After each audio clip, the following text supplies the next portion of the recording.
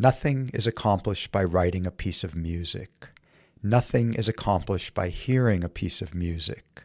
Nothing is accomplished by playing a piece of music. Our ears are now in excellent condition. Welcome to the Virtual Jewel Box, podcast of the Tanner Humanities Center.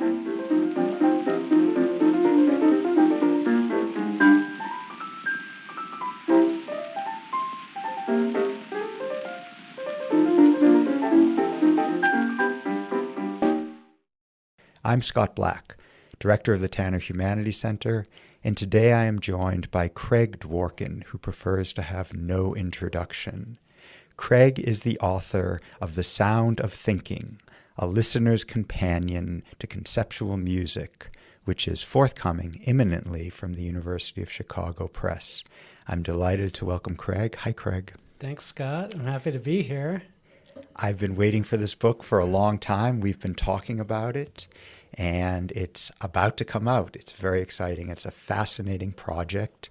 I don't know what conceptual music is. We have been referring to this as the music book for years, but I don't know if that's what it is. Is this a book about music? No, but I like the term music because I hope that gives readers or listeners pause and makes them think for a minute, wait a minute, what do I mean by music? I'm a nominalist, so I don't think that there is any such thing as music, which doesn't mean that our definitions aren't rigorous and based on things that we could define for ourselves. It doesn't mean that it's a frivolous category. The available term would have been sound art, and that would have been easy, wouldn't have made anyone think about things. But by insisting on music, I want people to think about some of these works and say to themselves, wait a minute, that's not music. And then maybe think to themselves, well, what is music? So we've jumped way ahead. Oh. My fault. You've written a new book, an unusual book, a wonderful book. The Sound of Thinking, a listener's companion to conceptual music. You call it a source book. It is a series of studies organized alphabetically of strange, sometimes difficult sound art, pieces of music, programmatic music, non-expressive music, uncreative music. Although one of the things you say, this is not a book about creativity, it's just about finding creativity in unusual places. So maybe just sort of give us a broad outline of the project, how it's conceived, how it proceeds through the book. It's not meant to be read cover to cover linearly. Yeah, I use Sourcebook to signal that it's not a conventional monograph. I'm not making sequential or cumulative arguments. There's not a through line argument. I'm not making, don't tell my editor this, but I'm not making big claims beyond wanting to say, I think there's more to music than we tend to listen for. And I think that if people give themselves permission and give themselves time and keep their minds open to all kinds of contexts, literary contexts, art world contexts, sculptural contexts, philosophical, literary contexts, that you don't need to be some expert musicologist to gain a lot from music that seems maybe recherche or obscure or specialist in its unpopularity. Usually when we think about music, we think about it as, in romantic terms, the expression of an individual. And we imagine that this person is writing something or singing something or performing something that expresses their thought, feeling, subjectivity, deep emotion if we're feeling very romantic. Just to give people a sort of intro to this project, these are organized sounds that don't work like that. They refuse, I think, in someone you quote, the lyrical subjectivity that we usually associate with authorship of music. Yeah, what the poet Charles Olson called the lyrical interference of the ego, trying to rid art of that very 19th century sense of creativity that we have. And the figure, for me, this won't be a reference for everyone, but those of a certain age who remember Sesame Street, there's a recurrent skit where actually this Beethoven figure was trying to write a Mozart tune and couldn't get the last note and would bang his head on the piano trying to find the right music for his intense feelings. Everything here is the opposite of that moment. It's not about finding the right note. It's not about conveying some inner experience, but rather finding external structures that finding the right structure, finding the right procedure, finding the right connection, finding the right system that can play itself out in some realm that I want to insist on calling musical. We'll get to that strange definition of music, which I fully accept, but I have very peculiar interests in sound as well. So if we're not dragging out our subjectivity through notes to express ourselves, what are the procedures that this wide range of creators or programmers or planners, as Eno calls himself, how are they actually creating their music? Just give us a small sample of the sorts of things they're doing. Yeah, so one example would be George Ligody's poem symphonique for 100 metronomes, each wound to a different tension and let run simultaneously to create this complex, shifting, evolving, actually narrative polyrhythm as they wind down at different rates. That would be one example. Another example would be Enrique Udo's realization that the dots of Braille could have a musical staff laid over them, and suddenly what would be haptic raised dots for certain readers become note heads, and all you have to do is type out whatever you're going to type out in Braille, and suddenly you have a musical composition notated for you. So a range of works that are not people, as we say, setting tones in relationship to one another. And I think maybe one other would be this kind of key for the book are people who sonify data, who take data from one realm. And the Braille is a version of this, but more visual than Johannes Kreidler, who took stock market data, fed it live into a computer music making app, essentially for amateur music making. People who take chessboards and chess games and use that chessboard as a pitch time graph, essentially, to, again, automate sequences of sounds that are determined in both of those cases, in all of these cases, but not predictable. You don't know what's going to come out, but you know what you've put in. And then you can listen.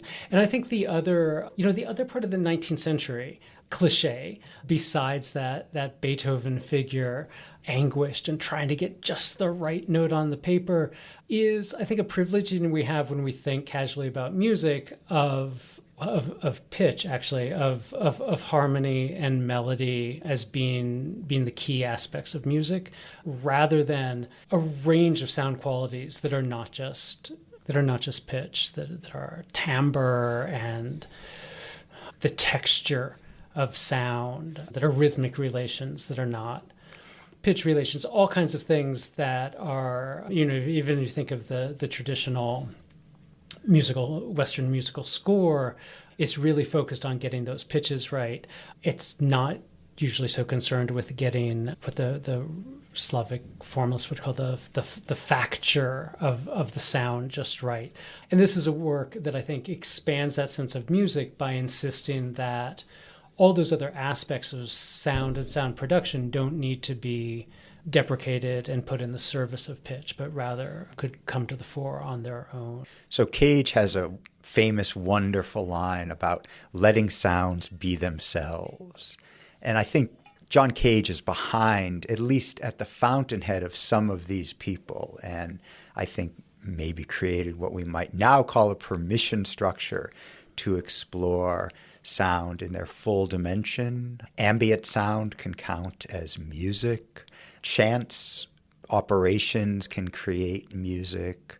Machines, as you were talking about, pre-programmed or fed with what we traditionally think of as non-musical systems, could then produce organized sound that you, and I appreciate this, might call music. Yeah, and I think Cage, even if he doesn't give direct permission to some of these figures, creates the field in which we can start to think more broadly about music with his hinged and double deconstruction over his career of first sound and silence, that silence could be musical and that there is no such thing as silence. I'm simplifying here. And then that noise and music don't have the tight distinction we sometimes want to give them. And once you've opened music to noise, and then once you've opened music to silence, you've created a lot of space to do a lot of things that the people I'm looking at in this book really push. At the beginning, I was reading a passage from Cage himself, and this is something I love about Cage. It's whatever the music is, whatever the sounds are, the project is largely to attune your ear. And that's, although it's not necessarily in an expressive sense, there is that sense that these works are doing what at least some version of art do to help us attune ourselves to the world in some way. In the case of many of these things, unusual sounds, unusual systems. So I'm curious as well about the sort of tuning aspect, tuning of your ear, tuning of your sense of yourself in the world. Are you operating in the same way when you listen to this? I kind of want to ask you that question. I think you have a better sense of that relation between the self and the world. Oh, I don't have a sense of the relation between myself and the world at all, by definition. However, one of the really provocative things about the examples you discuss here are when you first hear some of these pieces, you're thinking, what the heck is going on here? You're wondering why you're doing this, what's the point? And in many of the cases, there's sort of fascinating conceptual projects or problems. And that's very cool to think about cognitively, conceptually. But the experience of hearing them, if you're going to insist on calling this music, has to be part of the question. Why are we doing this? As a sort of interesting thought experiment, very cool to find out what a star chart sounds like if you create staves around the different constellations. But why would one want to hear this? And I actually, I listen to stuff that makes my wife slam the door in the other room and say, turn that stuff off all the time. So I'm very sympathetic to the experience of hearing strange things that then organize themselves in ways in your head that you didn't expect. That's extremely exciting for me. So that's my answer to tuning your ear, and maybe it's detuning your ear. Yeah, that makes good sense. I think part of it for me is, so maybe get us towards that definition of music more, but that the combination of what is a physical experience of listening with the attention that makes it also a cognitive experience that maybe starts with saying, why the hell would someone do this? Why the hell am I sitting here listening to this? And I hope that part of what I've shown in the book is that you don't need too much time to realize that there's often more going on than you initially think, that there are more connections than you might initially expect, and that it's the same, it's a related reason to why you might read difficult philosophy. It's not easy, it makes your head hurt. Or to say, why would you do rock climbing? It's not easy, it makes your fingers hurt.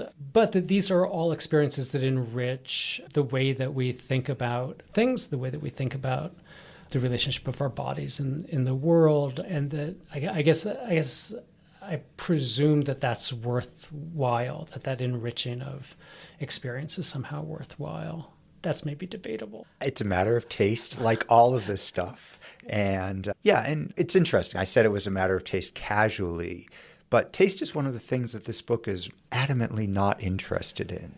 Yes, this was a stumbling block with some of the readers for the press for pitching this book. I'm not making a case that this is the best music, that all of this is good music.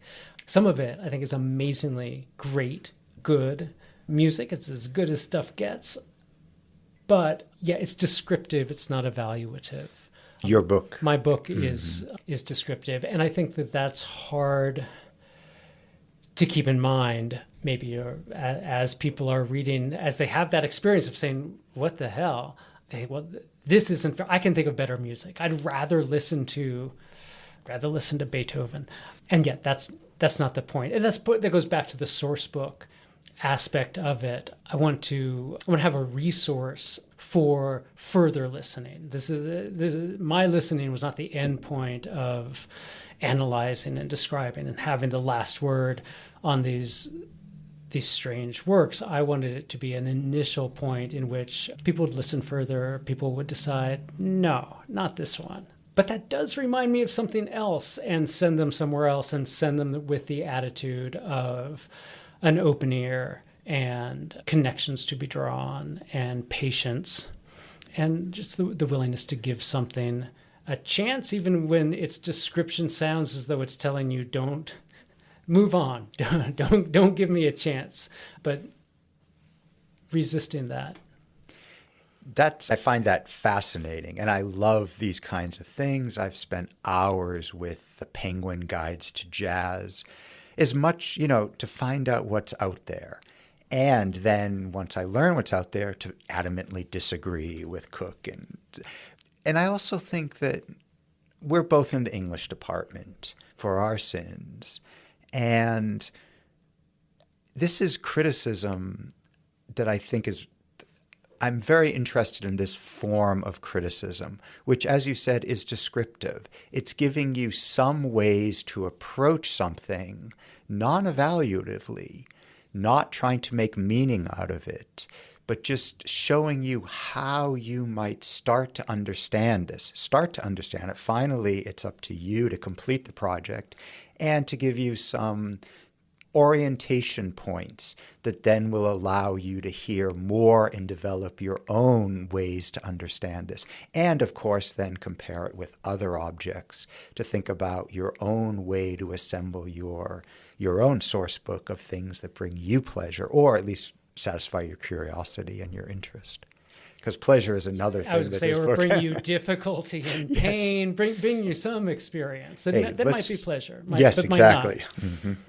Yeah, and I think you touch on two things I hope the book does. One is, if nothing else, just expand our sense of, even if we're not rethinking our definition of music, but just even casually, heuristically, to expand our sense of the horizon of what has been composed and what has been proposed musically. As you know, the way canons work, even unofficially, if just if you turn on a classical radio station, 50% of the time you're likely to hear Ralph Vaughan Williams' Lark Ascending, and the other 50% of the time you're going to hear a really pretty narrow range of composers and compositions. And if you're not thinking about it, I think you forget how wide that horizon can be, and it changes your assessment of canonical familiar works if you want to think about what counts as difficult,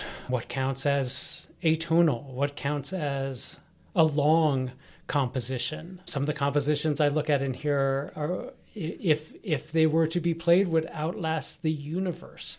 So, suddenly Mahler seems very fleet and transient. So that's one of the goals I hope the book achieves. The other is just because you said English department, I think I'm not a musicologist. I'm not bringing that kind of expertise to this material, but I am bringing an attention to language as a literary critic, as a writer. And, there again, among musicologists even who are paying attention to a score, who are paying attention to a work, there's a lot of language that attaches itself even to purely musical works. And I think it tends to be slighted or deprecated. And I try to magnify that language and see what kind of work it's doing, where it might seem to be incidental. I think it might be more important. That gets us, obliquely at least, to the other side of the conceptual music piece, and that's the conceptional. This is something that is in your wheelhouse. You've written about conceptual poetry a lot. You've written your own conceptual poetry. And if anyone knows who you are, it would be through that kind of work, uncreative writing. There's a phrase from Saul LeWitt in the book that I absolutely love that I think is just captures something really special. The idea becomes a machine that makes the art. And that, for me, that's the fascinating equation. Idea, machine, art. Yeah, I want to insist on, I love that concise statement with brevity is the Saul LeWitt. And I like the machine part speaks to what we were talking about earlier, having a system that then runs its course and seeing what the result is. The idea or the concept being the place at which, as you say, this is not about, I wouldn't call this uncreative music, but I would say that moment of creativity is not, as you're saying, trying to find just the right note for twinkle, twinkle, little... I can't think of it. No, but is shunted over to thinking what data set might I sonify and why. That's the site of creativity. And then the art, I think, often gets slighted, actually. So many of these works, and I described several of them, they seem like they have log lines that you don't actually need to listen if you get a description of the concept or the machine. And one of the things I've insisted on here is actually listening, actually seeing what is produced, even if the concept seems more important or the machine seems more exciting, listening through what that output is.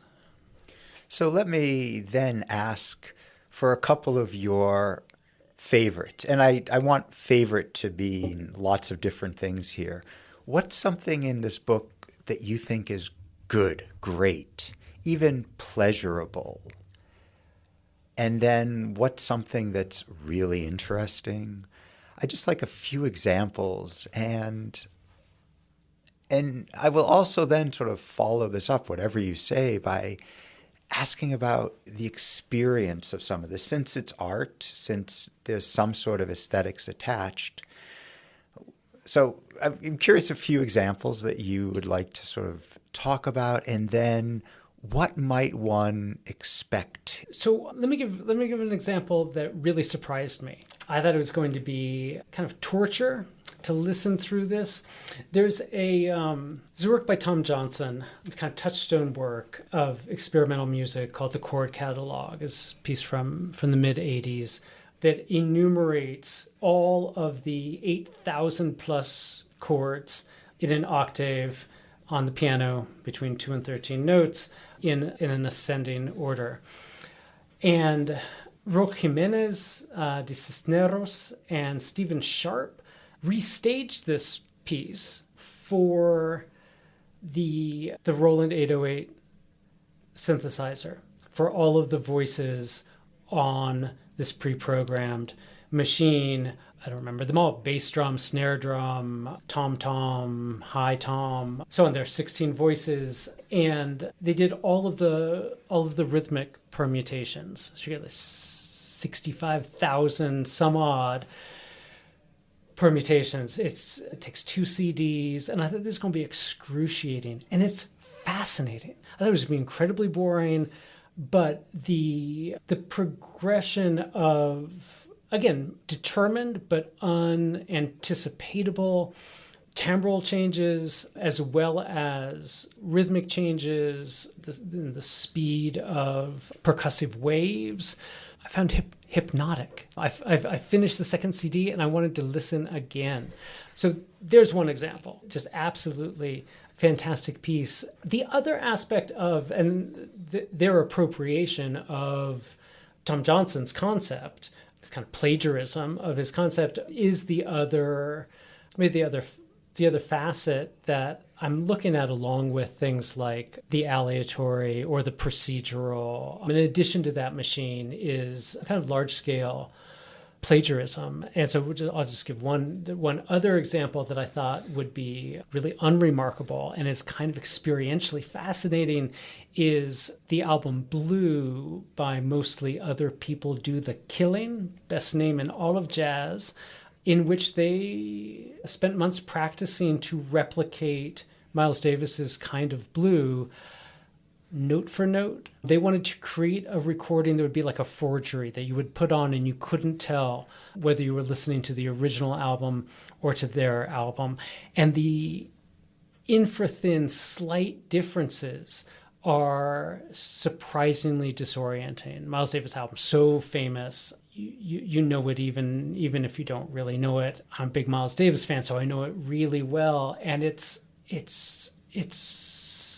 disorienting in a kind of wonderful way to recognize, as you register these slight differences, what you know without knowing it, how your body feels about certain sounds. The drum comes in just not quite right. It's very emotional, actually, for the listener. It's very upsetting. It's very exciting. It elicits the kind of altered state you normally get through substances other than CDs. So just I could go on, but there's just 2 examples of works that I thought were going to be awful and were really fantastic.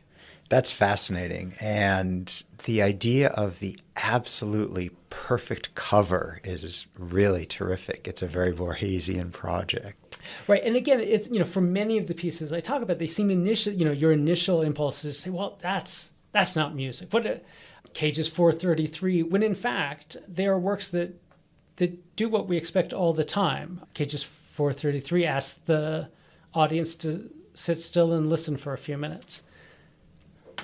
Not as taxing as sitting through a symphony. It's just 4 minutes.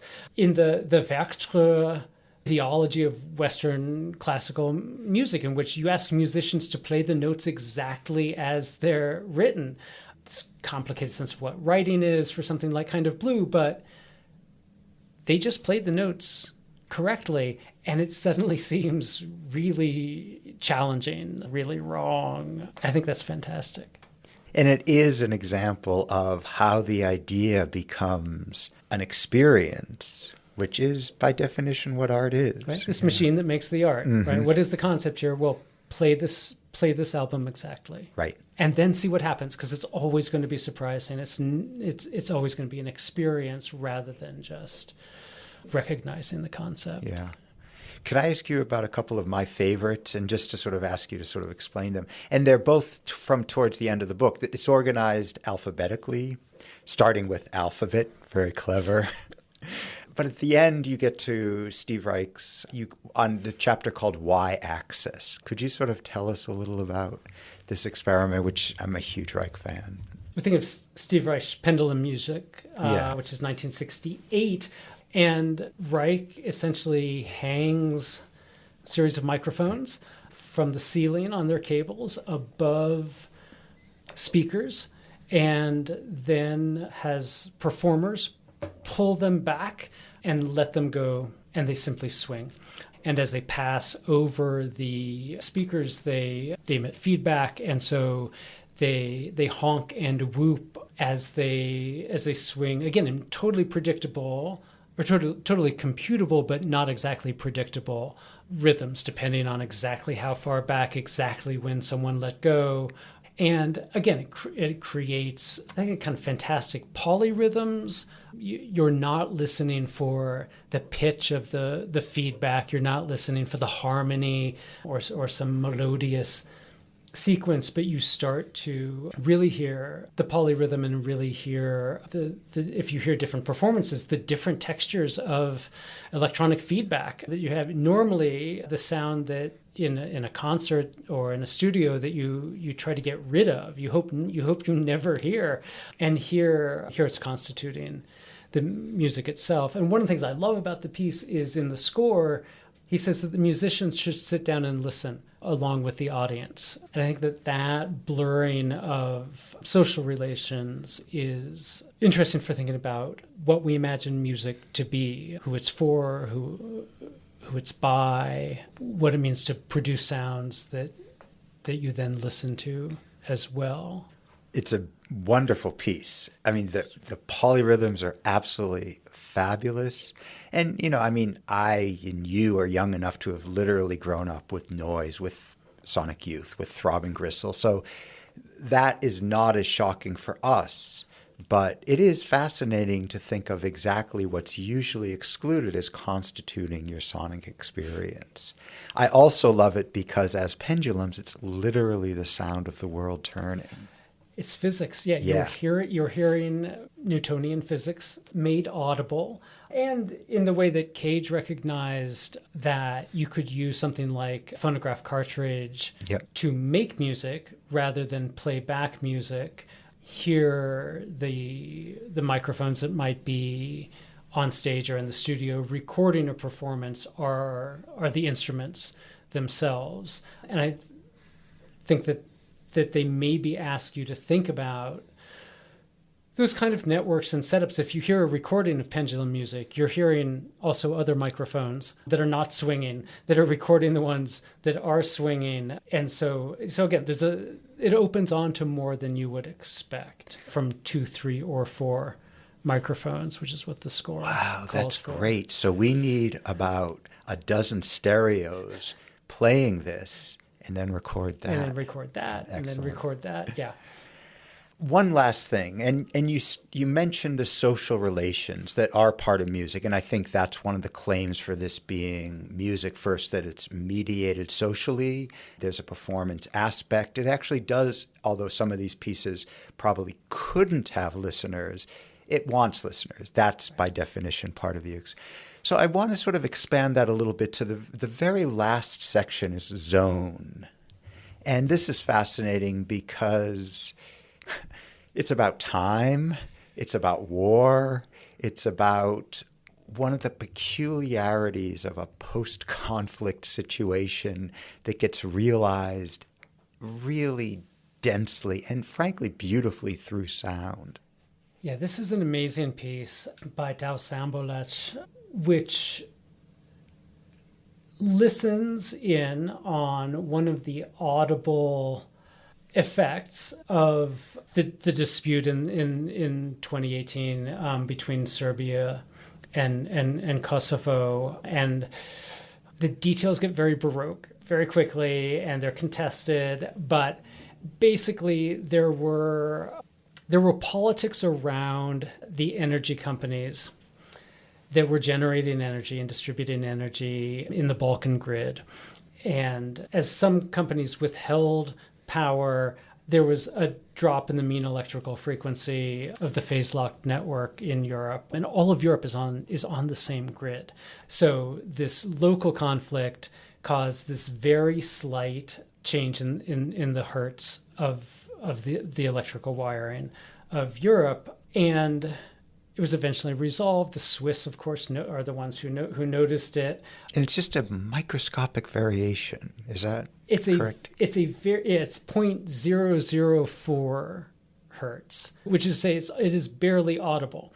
And Sambolech has 2 sound generators in a gallery space with the proper frequency and the slightly dropped frequency. And what's great is, since this is a conflict about territory, slight movement around the gallery changes your experience of what you are hearing. And you are hearing, in some ways, one of the sounds of war. We want to think about the sounds of war as being explosions and airplanes overhead and screams and crying. And that's true, but there is also the slight 0.004 hertz discrepancy. And again, a sense of recognizing we don't normally think of the electrical grid as a musical instrument, but it's frequency. In Europe, it's 50 hertz, and in the US, it's 60 hertz. And frequency is sound. And so the recognition that we don't normally consider the wires and the walls of your house as musical or even as generating sound. Sound recognizes, that frequency is music. I've got it ready made. Let's hear what it sounds like. And then, as I say, hearing that response, it's one thing to say there's a slight difference in these frequencies. It's another thing to realize how strange it is to shift your head slightly in space and experience something palpable and physical in your brain. That is so cool. And, whatever art is, it should be about showing us something we haven't recognized, some aspect of our experience. This is doing it in the most literal sense, but also very much an attunement to the world around us, things we haven't even thought to think about. Yeah. If people want your book, that's easy to find. University of Chicago Press will be publishing it, I think, momentarily. So maybe by the time people are hearing this, it's available. But if people want to hear this stuff, is there a resource? Or do they just have to do what you have made a habit of, scouring the internet for really obscure sounds and really obscure outlets that will sell you this stuff? Yeah, follow leads where you can. They're short-lived often, so I don't even know if these will be online when people look for it. But it's a concert series, music we want to hear, that has YouTube recordings of those concerts, at least at the moment, online. But I think you don't have to look very far to find the other people who are also looking for this. And this gets back to the social network that, for me, constitutes music rather than just sound. That the kind of received wisdom definition of music as organized sound. I really like Ultra Red collective of political sound workers, their definition of music as organized listening.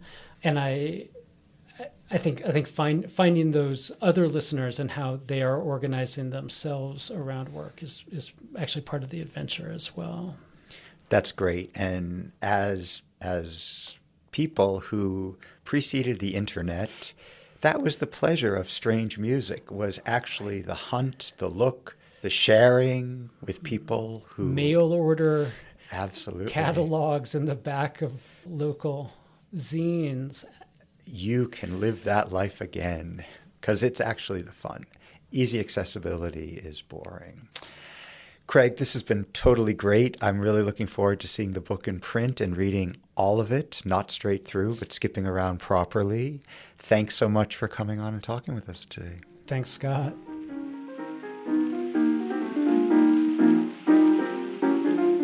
You've been listening to the Virtual Jewel Box podcast of the Tanner Humanities Center. Our music is not conceptual music. It's Jelly Roll Morton's Perfect Rag. Thanks for joining us.